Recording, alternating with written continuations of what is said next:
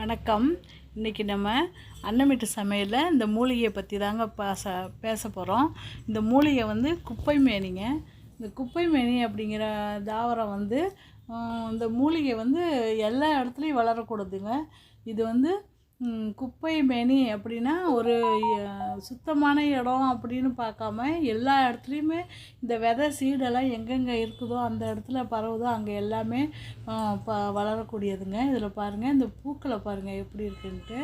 இதில் உள்ள பூக்கள் வந்து நல்லா ஸ்ப்ரிங் மாதிரி மஞ்சள் நிறத்தில் மகரந்தம் வந்து இருக்குங்க. இலைகளுக்கு அடியில் பூக்கள் பூத்துருக்கு பாருங்கள், எவ்வளோ அழகாக இருக்குது. இந்த இலை வந்து முட்டை வடிவத்தில் இருக்குங்க.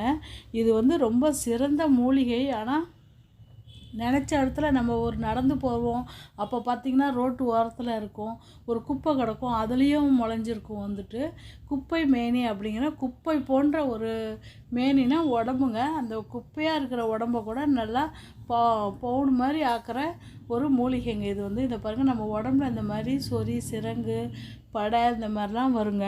இது வந்து எச்சி தழும்புன்னு சொல்லுவாங்க. குழந்தைங்களுக்கு இந்த மாதிரி சிரங்கு வரும், கையில் காலெல்லாம் சிரங்கு வரும். அப்புறம் சூட்டுனால இந்த மாதிரி கொப்பளம் போட்டுருக்கும், அரிப்பு எடுக்குங்க. இந்த மாதிரி உள்ள ஸ்கின் டிசீசஸ்க்கெலாம் இது வந்து இந்த குப்பை மேனி வந்து ரொம்ப அருமருந்தாக பயன்படுதுங்க. இதை வந்து எப்படி பயன்படுத்தலாம் அப்படிங்கிறத நான் சொல்கிறேன். அடுத்து குழந்தைகிட்ட இருக்க இந்த சளி தொல்லைகளுக்கு கூட இதை பயன்படுத்துகிறாங்க. இதை சாரை கொடுக்கறதுனால வயிற்றில் உள்ள குடற்புழு முதற்கொண்டு இதை வந்து புழு பூச்சிகளை அழிக்கிறதுக்கு, வயிற்றில் உள்ள பூச்சிகளை வந்து அழிக்கிறதுக்கு இது குழந்தைங்களுக்கு கொடுக்குறாங்க. இது வந்து எப்படி பயன்படுத்தலாங்கிறத இப்போ சொல்கிறேன் பாருங்கள்.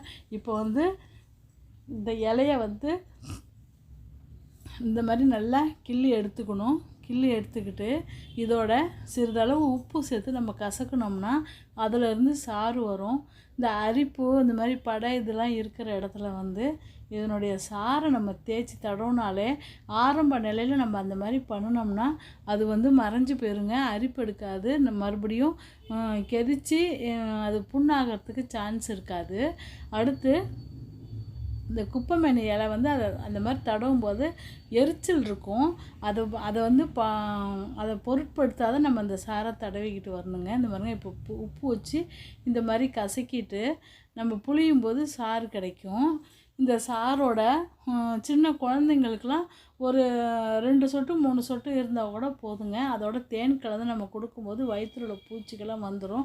குழந்தைங்க சாப்பிடாத இருந்தால் அதுக்கு வந்துடும். ஒரு அரை ஸ்பூன் தண்ணியோட கலந்து இல்லை தேன் கலந்து அவங்களுக்கு வந்து நம்ம கொடுக்கலாம். இதை வந்து அடுத்து சளி பிரச்சனைக்கும் இதில் மஞ்சத்தூளை சேர்த்து நம்ம சாறு எடுத்து நம்ம கொடுக்கும்போது அந்த சளி பிரச்சனையும் மலையாகவும் இல்லை வாமிட்டாவோ சளி வந்து நல்லா கலண்டு வந்துருங்க. நம்ம நெஞ்சு சளி இருந்தால் அது வந்து கலண்டு வந்துடும். இந்த மாதிரி சாறு வருங்க. இதை வந்து நம்ம தடவிக்கலாம். ஸ்கின்ல வந்து ஏதோ ஒரு இடத்துல வந்து அரிப்பு இந்த மாதிரி இருக்குது, நமக்கு டவுட்டாக இருக்குது, இல்லை கொசு கடிச்ச அரிப்பு வந்து கூட அது வந்து இப்போ புண்ணாகிறதுக்கு சான்ஸ் இருக்குது. அதுக்கு கூட இதை தடவலாங்க. வந்துட்டு இந்த சாரை வந்து தடவலாம். ரொம்ப அருமையான மூலிகை குப்பை மேனி மூலிகை இது. வந்துட்டு இந்த தாவரத்துடைய ஒரு சில அருமை வந்து ஒரு சிலருக்கு தெரியாமையே இருக்குது. இதை வந்து குப்பை மேனி தலையில் வந்து சோப்பு கூட செஞ்சு இப்போது தயார் பண்ணி விற்கிறாங்க, குப்பைமேனி சோப்புன்னு சொல்லிட்டு. வெயில் காலத்தில் வேக்கூர் இந்த மாதிரி ஸ்கின் டிசீசஸ்லாம் நிறையா வரும். அதெல்லாம் வராமல் தடுக்கிறதுக்கு இந்த குப்பைமேனி சோப்பை பயன்படுத்தலாம்.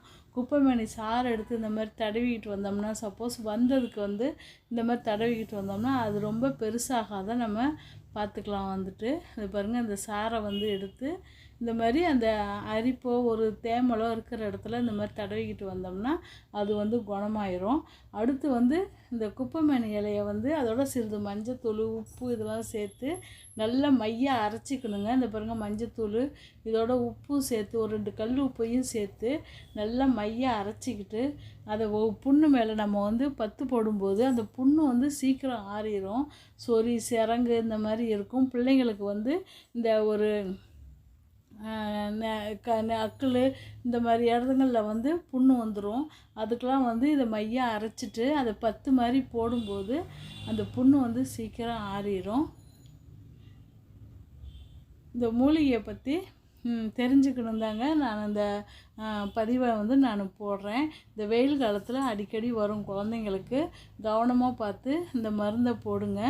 ரொம்ப அருமையான மூலிகை இது வந்து. இந்த மருந்து ரொம்ப நல்ல பலன் கொடுக்கும். நீங்கள் வந்து இதை செஞ்சு பாருங்கள். அடுத்து நம்ம இந்த மூலிகைனால் பாருங்கள், இப்படி நல்லா சாறு எடுத்து நம்ம உள்ளுக்கு கொடுக்கறதுக்கு கூட நம்ம இதை பயன்படுத்திக்கலாம். அளவோடு கொடுக்கணுங்க, ஜாஸ்தி கொடுத்துடக்கூடாது. நெஞ்சு சளி இதுக்கெலாம் நம்ம இதை பயன்படுத்திக்கலாம். பிள்ளைங்களுக்கு பூச்சி இருக்குதுன்னா அந்த குடல் புழு நீக்கத்துக்கும் இதை வந்து பயன்படுத்திக்கலாம். செடி பாருங்கள் எவ்வளோ அழகாக இருக்குது. இந்த செடி வந்துட்டு இதனுடைய பூக்கள் வந்து ஸ்ப்ரிங் மாதிரி இருக்குதுங்க. வந்துட்டு நல்லா அருமையான மூலிகை செடி. இந்த செடியை எங்கே பார்த்தாலும் இந்த மாதிரி ஸ்கின் டிசீசஸ் இருக்கவங்க இதை எடுத்துக்கிட்டு வந்து இந்த மாதிரி பயன்படுத்தி பாருங்கள், நல்ல குணம் தெரியும். ரொம்ப நன்றிங்க. அன்னை வீட்டு சமையல் சேனலுக்கு லைக் பண்ணுங்கள், வாட்ச் பண்ணுங்கள், சப்ஸ்கிரைப் பண்ணுங்கள், ஷேர் பண்ணுங்கள். இது வரைக்கும் இந்த பதிவை என் கூட சேர்ந்து பார்த்ததுக்கு ரொம்ப நன்றிங்க. வணக்கம்.